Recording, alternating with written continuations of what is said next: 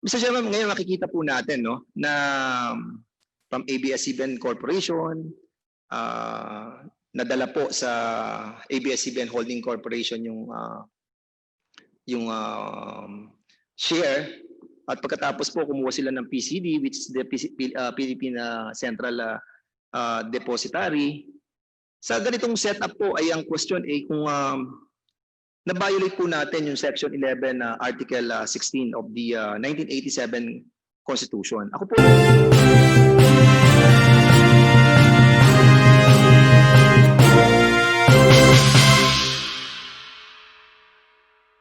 po natin ang manifestation ng ABS-CBN at nadinig din po natin ang manifestation ni Vice Chairman Mike Defensor.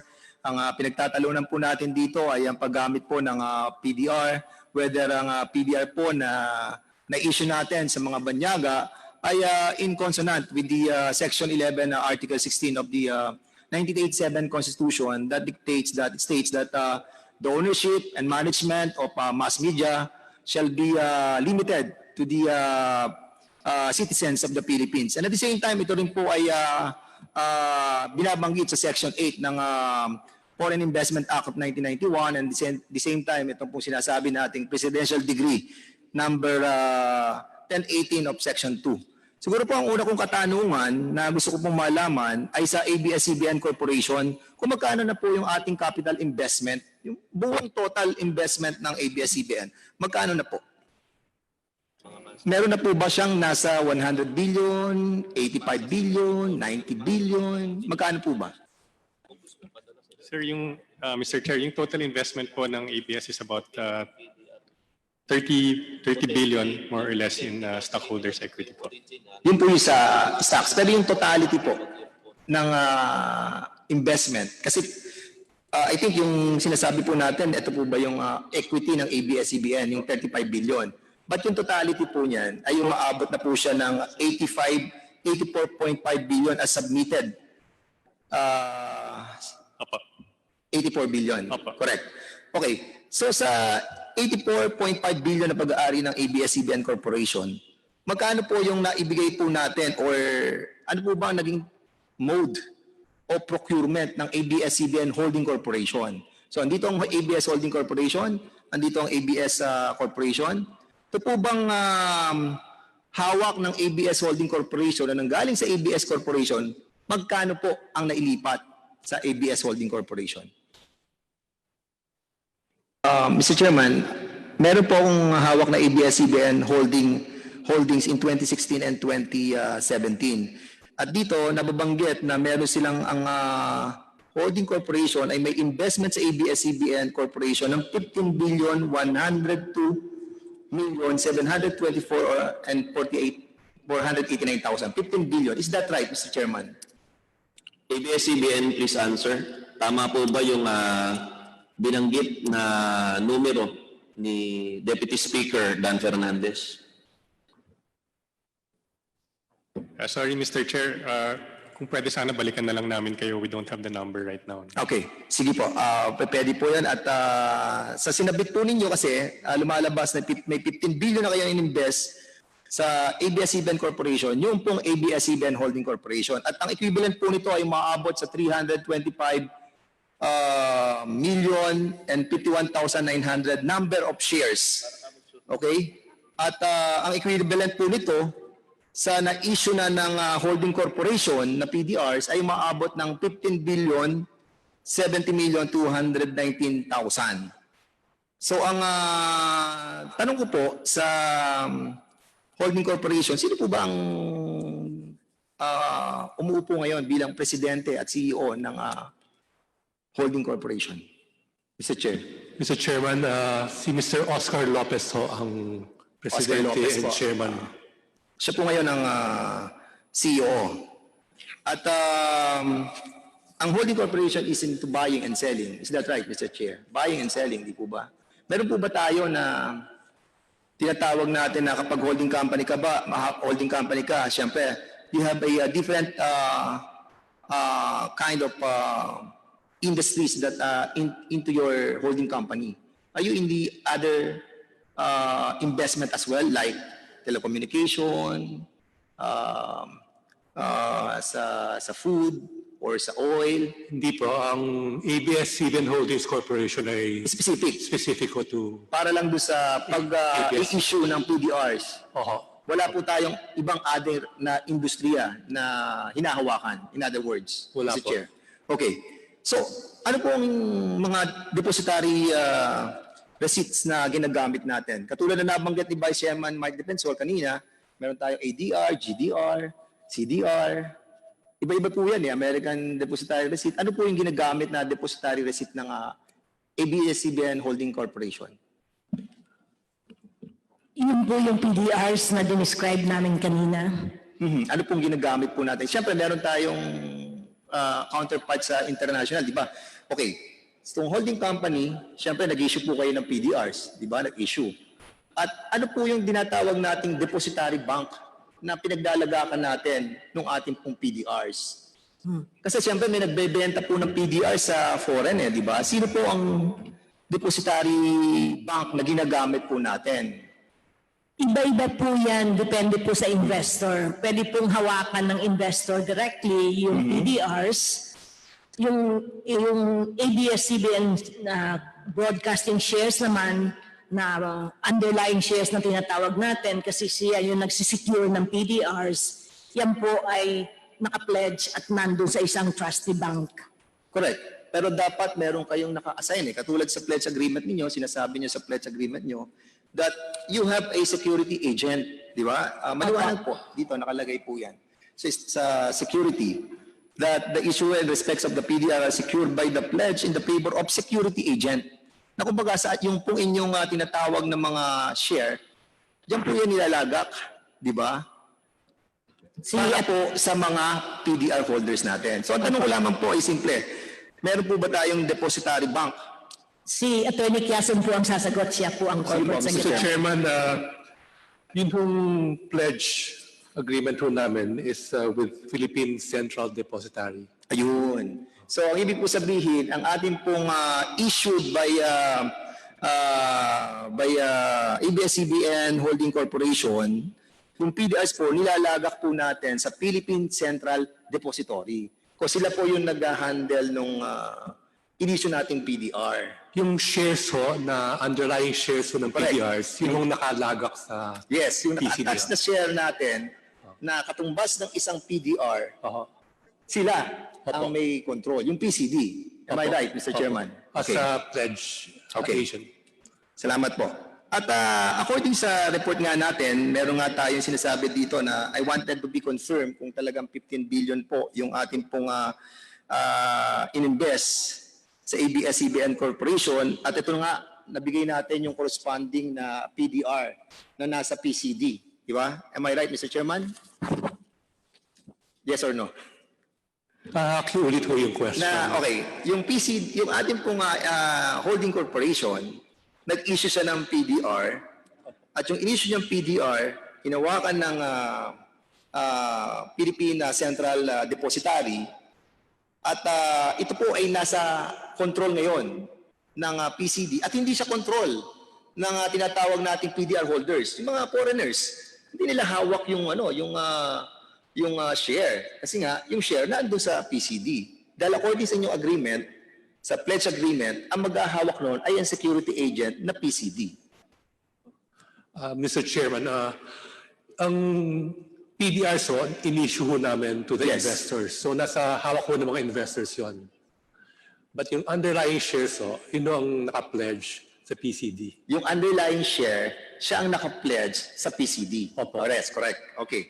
So ngayon, dito sa, kung makikita po ninyo yung sinabit po natin sa Security and Exchange Commission as of August 31, 2018, nandito po yung mga PDR holders natin. Meron po tayong top 20 na masasabi po natin na PDR holders. At dito po nga ay nakasaad yung PCD Nominee Corporation na kung saan foreigner siya. Meron din PCD Nominee Corporation na kung saan Pilipino din siya. Opo.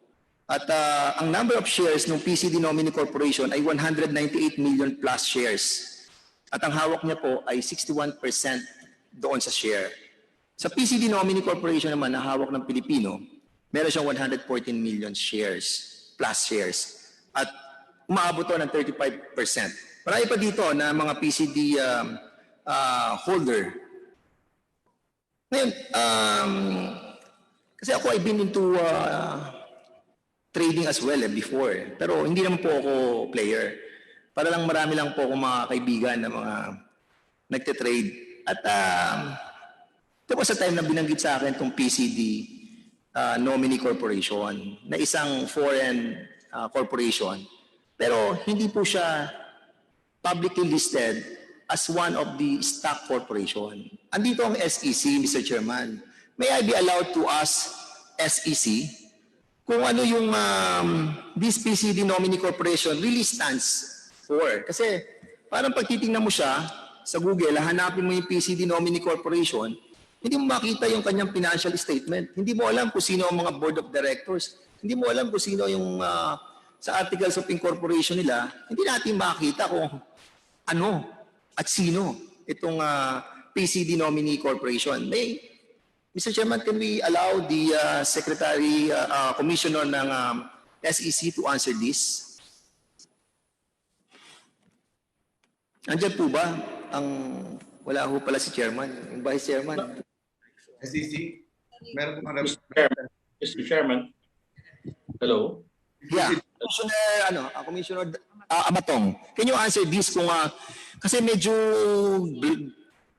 grayish ang area ng PCD Corporation at maraming mga public investors like yung mga friends ko ang nagsasabi that this PCD is a lodging in ng mga majority stockholders sa mga kumpanya kung saan doon nila nilalagay ang kanilang mga share na dapat supposedly ay naka-offer sa public. What can you say about this, Mr. Chairman?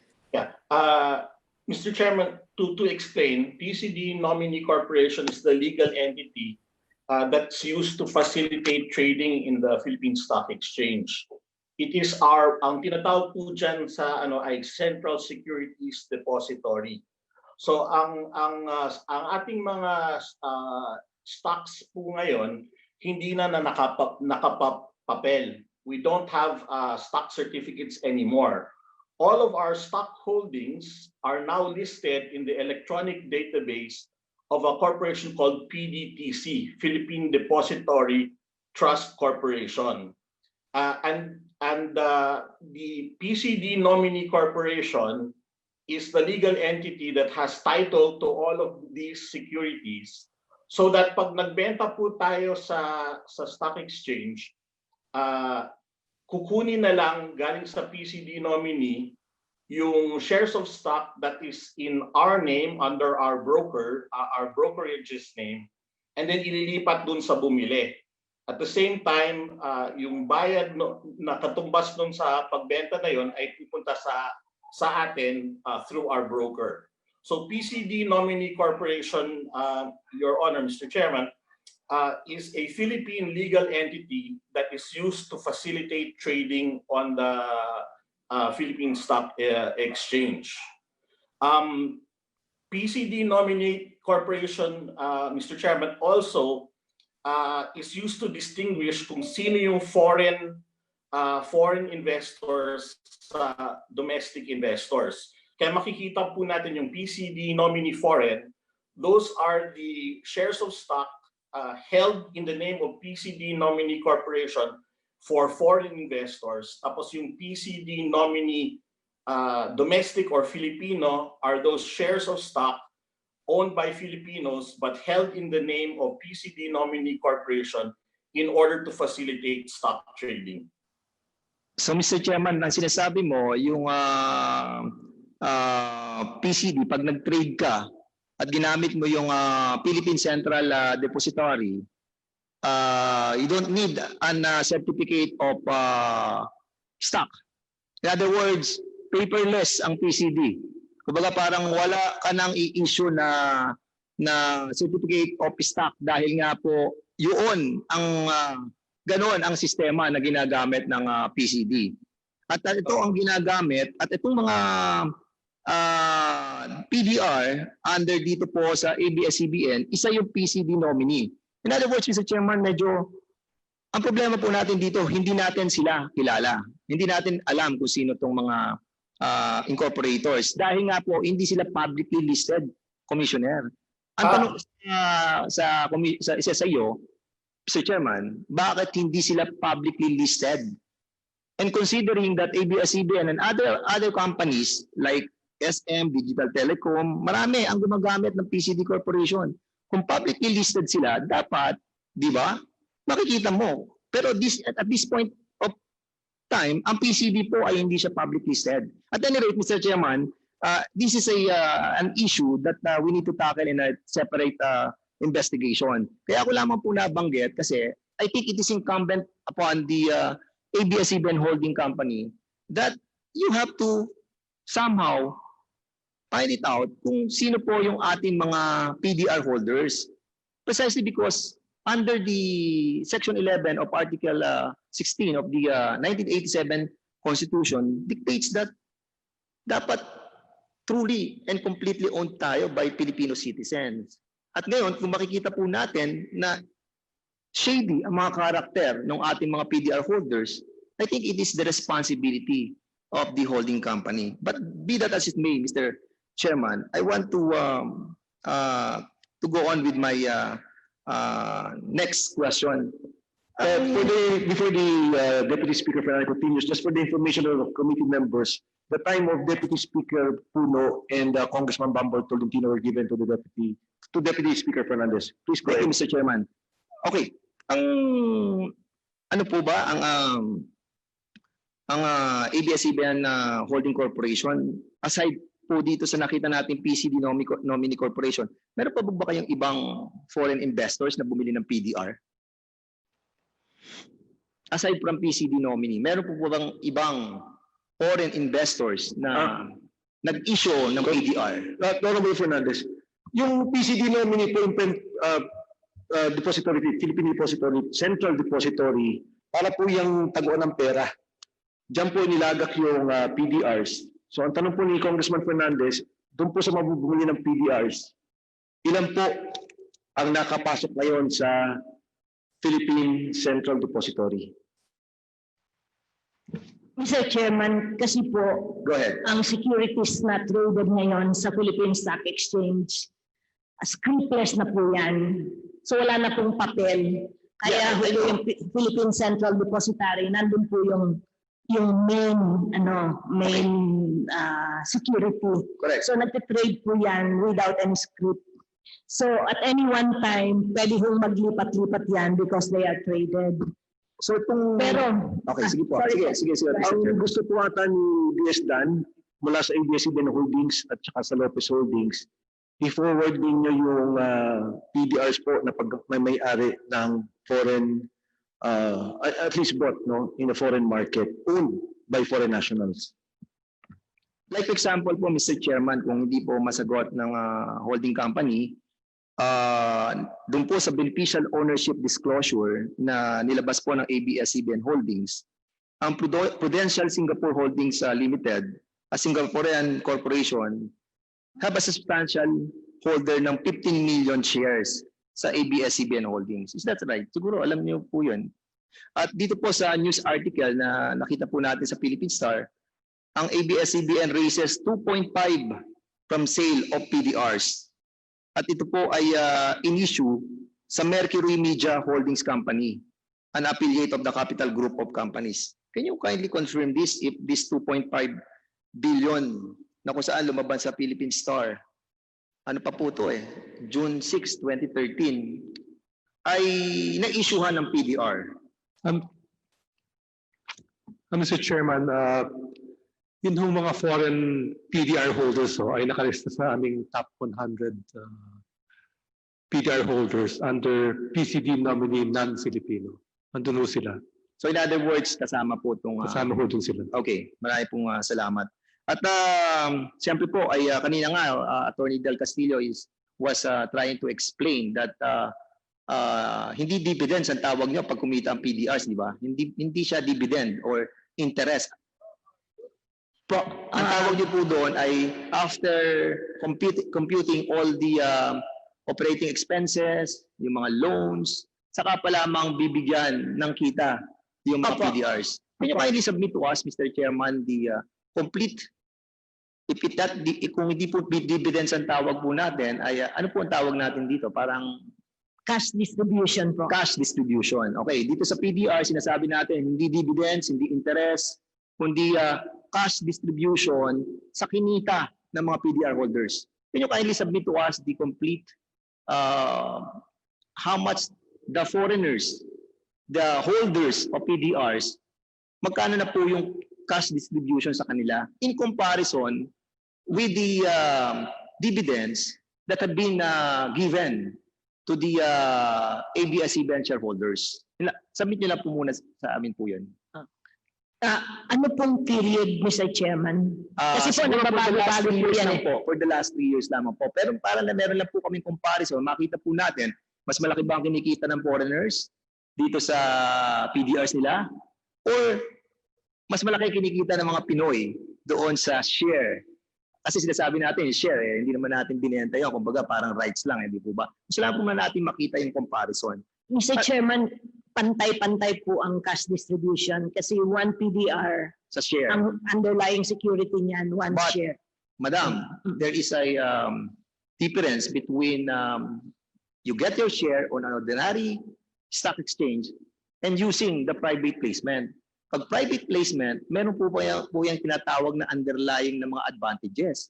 Like for example, pag gumamit ka ng traditional private placement, na kung saan sinasabi na pag kumita, na-reach mo na yung margin ng profit mo, ay pwede kang mag-increase ng income. And at the same time, doon sa structure na sinasabi na private placement, usually ginagamit to sa mga bulk na bilihan katulad nito na kapag tumaas yung stocks, pag nag-increase ang stocks mo, meron kang special arrangement sa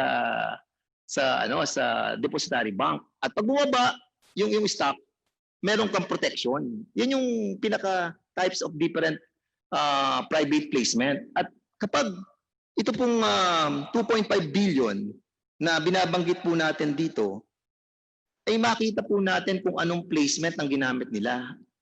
Have they gone into a ordinary buying of stocks? Or they have gone through a private placement? Kasi nga, Mr. Chairman, kailangan po natin makita kung paano nila pinurchase yung PDRs. Kasi kung meron mga advantages na ganito, mag-a-add yun doon sa kanilang tinatawag po ninyong cash distribution. Yun lang po ang gusto kong malaman, Mr. Chairman. Mr. Chairman, gusto ko pong sagutin muna yung tanong niyo about the dividends. Sige po. Yung 2017, nag-declare yung ABS-CBN ng dividends 1.04. 1 peso and 4 centavos. Natanggap po ito ng ABS Holdings, and then after deducting all the expenses, ang dineclare niyang cash distribution is 1.0281. So mas mababa ho yung So in other words, mas mataas pa rin ang kinita ng ating mga Pinoy na may hawak ng share komparado sa may mga hawak ng PDRs na foreigners. Okay, maraming salamat po, Mr. Chairman. Okay, Mr. Chairman, ngayon makikita po natin na from ABS-CBN Corporation, nadala po sa ABS-CBN Holding Corporation yung share, at pagkatapos po kumuha sila ng PCD, which is the Philippine Central Depository. Sa ganitong setup po ay ang question ay kung na-violate po natin yung Section 11 Article 16 of the 1987 Constitution. Ako po hindi naman po ako abogado. Pero ako po ay nag-aral ng 1 year ng law sa UST. And at the same time, meron tayong mga tinatawag na legal parlance, na sinasabi, quanto aliquid prohibitur ex directo, prohibitur ex obliquum. Ang sinasabi nila, what cannot be legally done directly cannot be done indirectly. Now, ibig po sabihin, kung sa Tagalog, kung ako po ay pupunta kay Congressman Zarate, sinasabi, bawal pumunta kay Congressman Zarate directly. Bawal pumunta. Ngayon, bawal din ako pumunta kay Congressman Zarate through Congressman Boying Remulla indirectly. So alam ko na siyempre ang ABS-CBN dahil nga po itong PDR ay allowed ng Security and Exchange Commission during the start of 1999, di ba? At ngayon po sinasabi ng batas na hindi pwedeng direct or indirect, di ba? Na magbenepisyo ang ating pong mga foreigners. So ang tanong ko, Mr. Chairman, itong mga PDR holders ay since hindi sila pwede mag-own ng share, so ano pwede nilang maging benepisyo lamang? Yung pong tinatawag na cash distribution. Yun lang po ba ang kanilang nagiging benepisyo sa pagbili ng PDRs, Mr. Chairman? Attorney Castillo. Ang kanila pong, ang ibig ko po sabihin ay ito po bang benepisyo sa pagkita lamang ang nagiging karapatan ng PDR holders ng mga foreigners. In other words, wala na silang other na rights. Hindi na sila pwedeng bumoto, hindi rin sila pwedeng makaalam sa mga polisiya, hindi sila pwedeng sa lahat ng management. So wala silang karapatan yun. Ang karapatan lang nila, cash distribution lang kayo. Cash distribution po, and kung kasi traded po yan sa merkado, kung tumaas ang value ng PDR, pwede po silang mag-dispose sa So, dalawa ang karapatan nila, Mr. Chairman. Ang karapatan nila, isa, para doon sa cash distribution na nakukuha nila, parang dividends o parang kita. At yung pangalawa is to hold and dispose Yes. of the PDR po. PDRs. Ngayon, ang tanong po, dito kasi sa section 3.1.2 na sinasabi sa Security and Exchange Commission, sa tinatawag po nating implementing rules and regulation ng Security Regulation Code, Republic Act 8799, ang beneficial owner daw ay sinasabi nila na any person who directly or indirectly through any contract, arrangement, or understanding has voting share and has investment returns power. So ikaw, kung beneficial owner ka, may karapatan ka isa sa pagboto and or sa investment return power. Yun yung the definition ng beneficial owner na sinasabi po ng ating pong Security and Exchange Commission. Pero kung mapapansin niyo po kanina ay nakita ko rin yung ini-explain kanina ni ni Vice Chairman Mike Defensor doon po sa receipt na PDR po ninyo na binibigay sa mga PDR holders na foreigners. Kasi dito po makikita nyo, kung mapapansin po ninyo, ito ay sinasabi dito. For example, ang bumili po ng PDR share natin is Amerikano. For example lang, kunyari si Donald Trump, wala akong isip eh. This certifies that Donald Trump is the registered holder of the Philippine Depositary Receipts contained herein and is entitled to the delivery or sale of one existing share of stock of ABS-CBN Broadcasting Corporation for every one PDR held. Ang akin lamang pong pagkaka-explika dito, pagkakaintindi, ito yung sinesertify ikaw, Donald Trump, na may hawak ka nito, entitled ka sa delivery and sale sa pagbebenta ng isang existing share of stock of ABS-CBN Corporation for every one PDR held. Kapag merong share, meron ka ba PDR, entitled ka rito sa share. So ito po yung nakalagay dito. Medyo nakaka-confuse po. Kaya siguro po, at the end of the day, we need to clarify kung yung ano yung ibig sabihin ng sale na nilalagay po natin dito po sa PDRC na dinidistribute po natin sa mga foreigners. But Kung mamarapatin niyo po, sige po ma'am.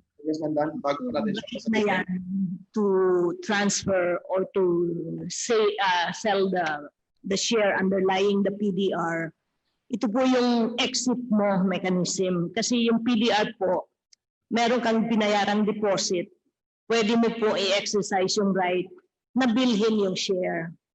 So kung gusto mong bilhin po yung share underlying the PDR, kung ikaw po ay Pilipino, kasi hindi naman po limited ang PDR sa banyaga.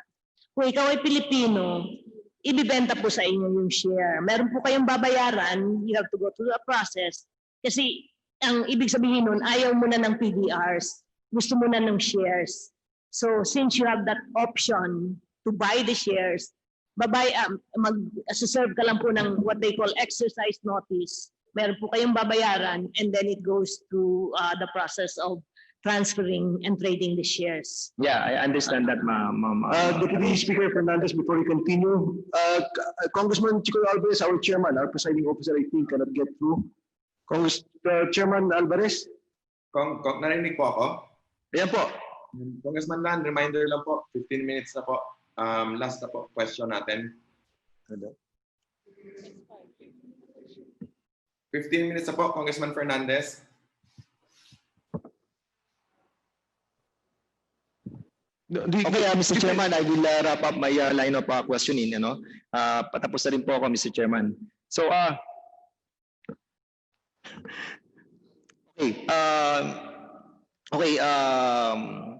going back to 1999, no? Siguro po kung ating pong mamarapatin, siyempre medyo, siguro going back to 1999, no? Naisip nyo ba na siguro sana hindi ko na lang ginamit yung PDR, no? Para hindi na nagkaroon ng konting conflict sa tinatadhana ng batas. Sana na lang ibinenta ko na lang sa ating mga mayayaman na mga negosyante na willing na bumili. Naisip niyo ba ito, Madam Chair? Kung papayagan niyo po na ituloy ko yung kanina, kung halimbawa niyo po ay banyaga, hindi qualified mag-own ng share, hindi niyo po sinasabing na the right to receive the proceeds of the sale. Ibibenta po yung shares para ang bibigay sa foreigner. Pera na po yan, yung proceeds. Pero wala ho siyang partisipasyon sa pagbibenta. May proseso po sa pagbibenta yun.